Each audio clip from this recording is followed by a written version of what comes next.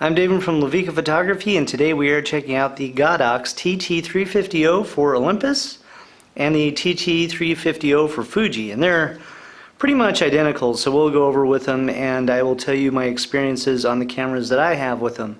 Let's go ahead and dive into this and go over how this thing works. Let's do an overview of these flashes. Now this is the O version for Olympus and Micro Four Thirds Panasonic, and this is for Fuji, and the difference is very subtle. I mean, besides the F and the O, if you flip it to the other side, this is the main difference. The Fuji has an AF assist beam, whereas the Micro Four Thirds version doesn't. Now what this cover does though, however, is house the optical slaves for S1 and S2. So point this at the flash that's going off if you decide to use an optical slave setting on here. So anyway, these flashes have basically the same amount of movement as any other flash, 270 degrees of rotation, and then when this is folded all the way down, just like so, you can tell it's about 15 degrees past parallel.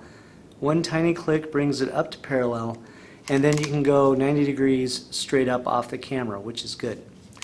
And it comes with a bounce hood. This bounce hood actually works really well, and I've shot a lot of events with this flash, and on the Olympus this thing seems to be perfect. So I have yet to do an event with my Fuji, but I'm sure the time will come. So anyway, when I'm doing it, I like to flip out this wide angle diffuser and have the card up. What I like to do is put the cap on, and then that allows the bounce card to stay up, and then it gives you a nice soft light if you're shooting events. So very handy for that. If I'm doing an event indoors, I'll have the bounce card out, and then I'll have it set at 105, and then it'll bounce off the ceiling, helping illuminate, and then bounce into this card and forward onto the people that I'm shooting, because I'm using it on the camera like this. Now one other thing I need to show you is the battery door. So you flip open the battery door, and you can see this runs two batteries. I've had the best luck using N-loop batteries in here, so those will be in the description along with a link for the flash. And right here, this is your firmware updating port, and this is a standard Android USB cable. So if you have an Android phone that you have to charge with, you can use that cable to update the firmware on this flash if need be. And I haven't found a reason to update the TT350s yet, but that doesn't mean I won't.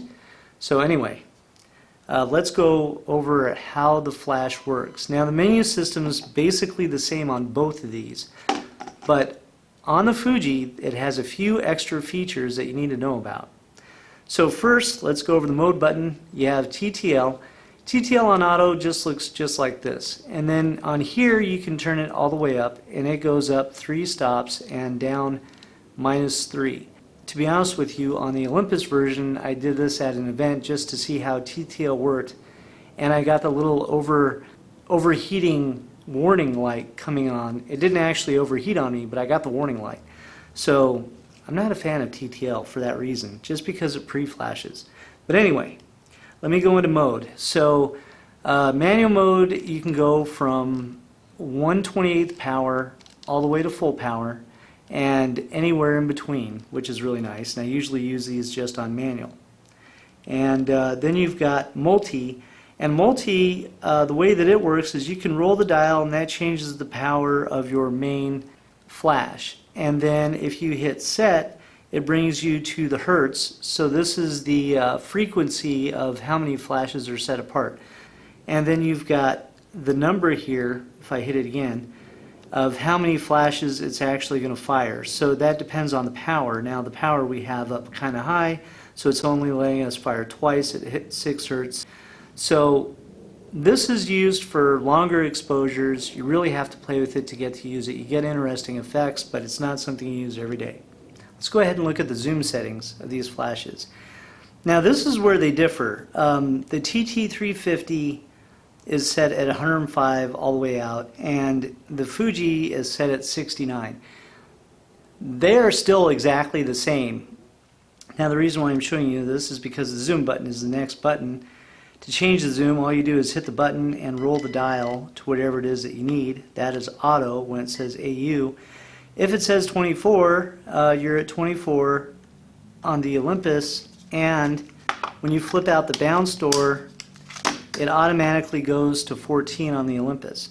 Now on here, you flip out the bounce door and it goes to 12. The reason why this is saying this is because the numbers match the focal length printed on the lens, not the focal length equivalent, if that makes sense. Then what you're going to do is hold down the zoom function, and then in here we'll go to AP, and if you turn AP off, and now we've got the same exact settings between the flashes. Back to the custom function button, backlight on. For these right now, just for demonstration purposes, I'm leaving the backlight on so you can see what I'm doing. AF is the AF assist beam, and I turn that on this flash. As I said, the Olympus does not have this function. Okay, and then, let me go back into there again. Then you have standby on, and that just allows it to fall asleep and then come back up when the camera's reactivated. So anyway, those are the custom function settings.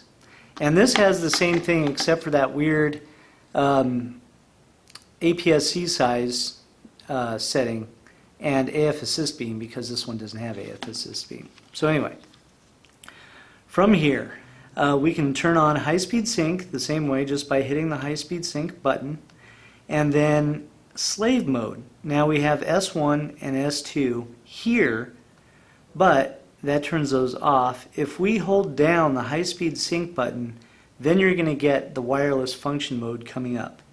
So now I can roll the dial and I can be master on channel 1. So this is where I got it wrong in my Sony review, is this is now a master, and then this can be set up as a slave. So this one's set up as our master. Now over here, I need to change my channel or my group. I can just hold this button down, and that allows me to change my channel right here. And you can go from 1 all the way up to, what was that, 16. So you have 16 channels that you can choose from. Now over here, you can still change your mode to whatever it is that you want to be, but once you shoot, and let me just put this on TTL, just to give you an idea, you'll see it goes back to manual, whatever this is set at that A setting. So over here, if we hit our slave button, it says that we're on A and we're at manual at half power, and that's where you can change that setting there by holding that down and then rotating the power of that. So now when I pop this off, well, actually it just changed with that. Yeah, so you can see they're totally talking to each other. So this was the thing that I got wrong in my last review, is this can definitely be used as a master. So we're about 2 seconds apart on manual mode, and that's with pretty healthy batteries. And these come with hot shoes, of course, to allow them to stand up, and they also come with the nice little nylon bags that I don't have out here to show you. Anyway, again, I just love using these flashes, and I like using them off camera, and they're very easy to use. Alright, using these with the X1T transmitter. So basically I have these both set on A right now, but if I go over here and I want to set this to a different group for a different power, then all I do is hold down the sync button, and right here I'm on slave mode, channel 1, and I'm on A. If I want to change my group, because I'm on A, then all I do is hold down my slave button here, and then that will change my group, or I can change it to B, which is what I want. Changing the power here manually does not matter because that's controlled in the receiver. So if I go to my X1T and then I hit my group setting here, I can hit mode, group, roll the dial all the way up here, so I'm going to change it to 1/16. So A is on 1/4 right here, this is on 1/16, and now you can see it's already actually changed on the flash since I've moved that. So if I come over here and fire, you'll see B at 1/16 and A at 1/4. So these can be set on A, B, and C, and then this can control actually up to A, B, C, D, and E, but that's as far as that goes. All right, let me show you one of my favorite features about this flash. So this is the OMD EM1 Mark II, and if you shove this on here, like I was just using this wirelessly, and let's say I want to take some shots with the flash on the camera, then I can go on here and I can set my power right here and just change it to whatever it is that I want. In this case, I'm just going to say 164 because I'm very close to my subject. And you can shoot it manually on here even though it's still technically set up as a slave. So that to me I think is really cool because sometimes you get in those quick fire situations where you just want to shoot like crazy.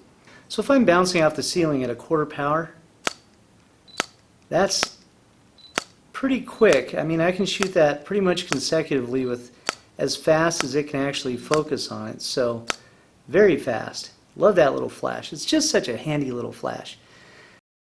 All right, let's look at the X1T for both, and let me just show you what the differences are. And on the side it's very obvious. So on the Fuji, this top switch is for your AF assist beam to either turn it on or off. On Olympus, right here, it's your high-speed sync switch, so this needs to be turned on in order to get high-speed sync on Micro Four Thirds, just so you know. So anyway, how do you actually use this thing? Well, it's really easy. There it is. Got to wake it up. And then from here, if you hit this top button, this will allow you to change your channel. So you got from 1 to 32.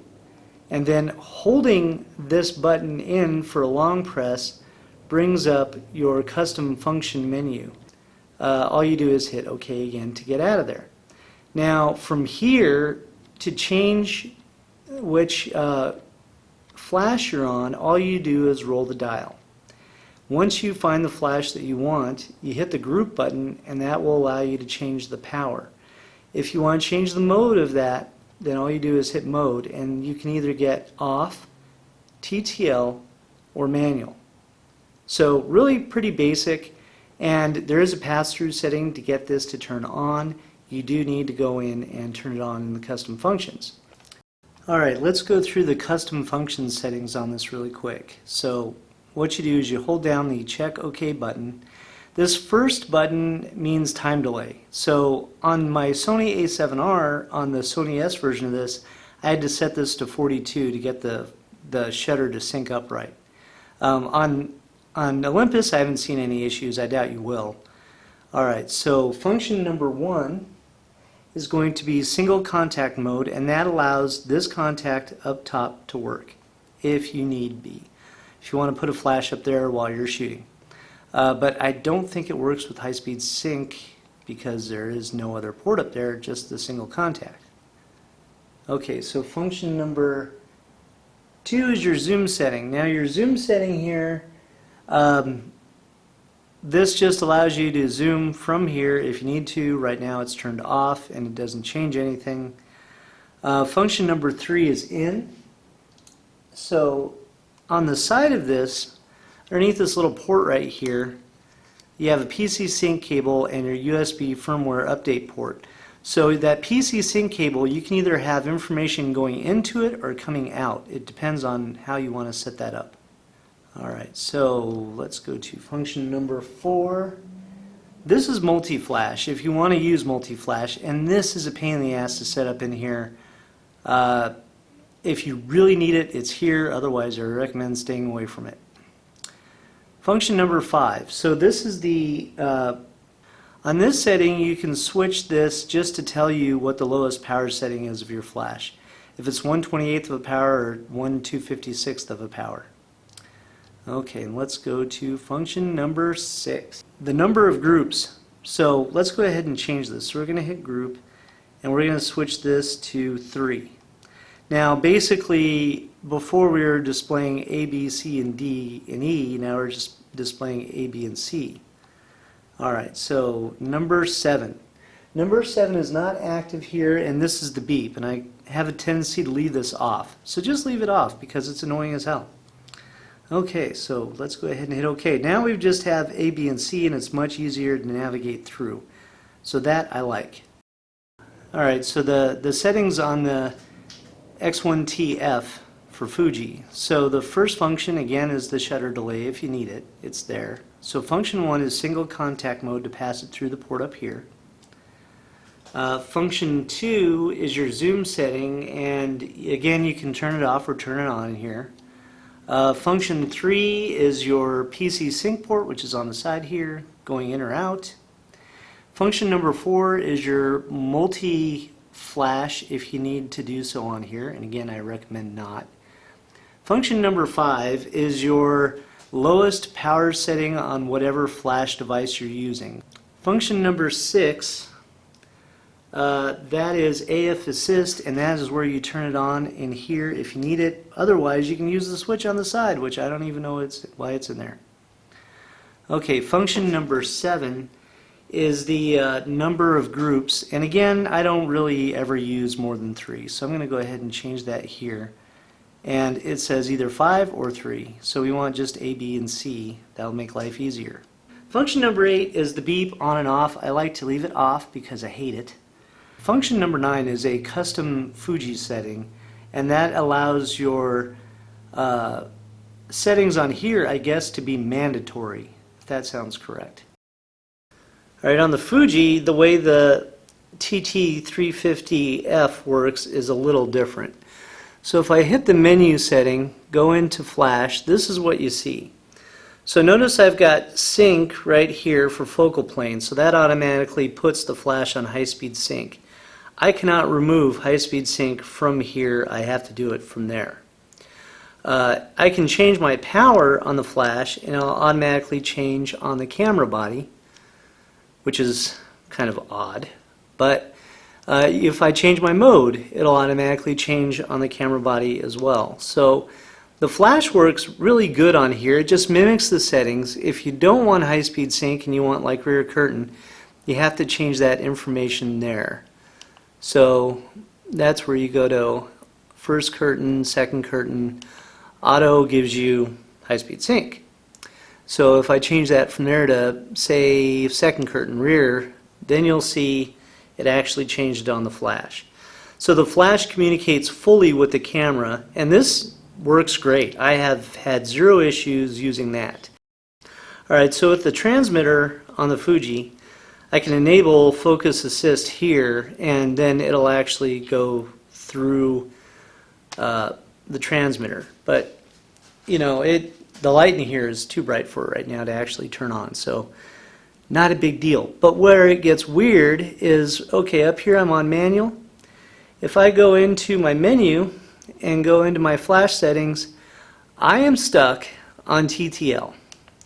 So I can put this on auto frames per second, and that'll give me high-speed sync, but I cannot change my mode here. It is just on TTL. This doesn't really matter. This still works manually, and as far as I know, it'll still work on TTL. So if I set it there and hit OK, and leave that on channel 1. So then I'm on TTL, but down here it's not changing the setting at all. So I can't really do anything there to change it. It's just, that's just how it works. But you still get high-speed sync, and you still get manual control through the transmitter. The body's just stuck on TTL. Alright, with the flash on the camera, let's go in and see here. Now this is pretty much the same on the Pen F, the EM5 Mark II, and this camera, the EM1 Mark II. This is what you have for options. You have slow sync, flash off, red eye, and fill in. And if you change the mode to manual, then on the camera body you just get fill in, off, and slow sync. So that's with the flash on the body. Those are the options that you get. Now with the receiver, the X1TO on the body, go ahead and lock that down. You get the same slow sync and flash off, full if you want to do the full value, red eye reduction, and fill-in. So those are your options when the transmitter is on there. And everything seems to work flawlessly. There's no weird issues. So I hope you guys like this review. Give me a thumbs up. Leave me a comment. If you have any questions, feel free to ask. And I will talk to you guys later. And the links are in the description. Thanks. See ya.